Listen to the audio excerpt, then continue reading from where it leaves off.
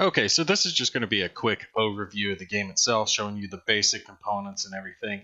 This is the start of the first Union turn. In this scenario, the Confederates do go first, so they've already had their first turn at this point. They've activated and moved their troops, and now it's the Union's turn. So this is your main screen here. This is where you can select your forces, move them around the map, move them by rail, shows all your cities, all your opponent's cities, all that good stuff. On the right side here, this is where you're going to find the naval boxes with any naval forces that you have available to you. And to see what a unit has, all you have to do is click on it. So we can click on a naval force here. We see it's got a single ship. Same with your ground forces. If you click on them, it shows all the forces down here below. And we're going to get into the specifics of that just a little bit later on. Down here in the bottom left, you see an overview map of the whole region. Again, you can just kind of click around to move the different parts of the map as you wish. Right here, this will tell you any pertinent information to the current round, like what army you're selected, how many activation points you have, rail points remaining, all that good stuff. And we'll go over those items specifically again a little bit later on.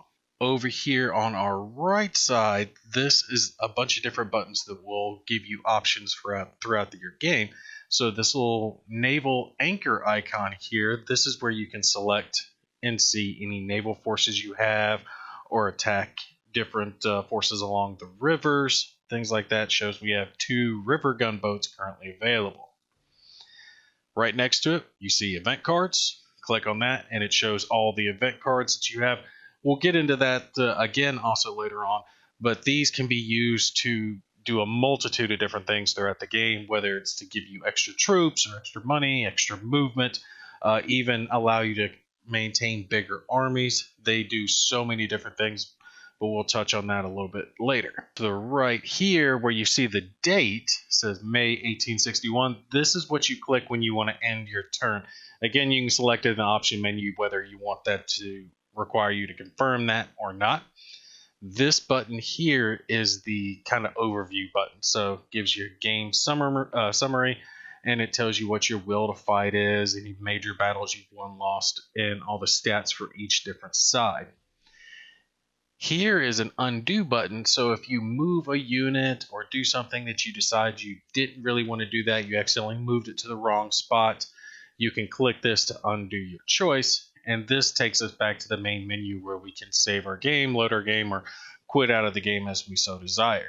Now, one last thing that I want to touch on when it comes to an overview of the game has to do with this section of the map here.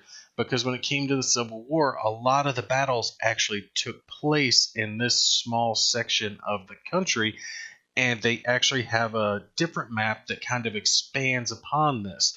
So if we hit our left control button, you see that the map pops up here and it shows more specifically what's actually going on in that region. You see the capitals, Washington, D.C., and Richmond, some other cities around, the rail, and it breaks it down into a much more specific layout of the terrain.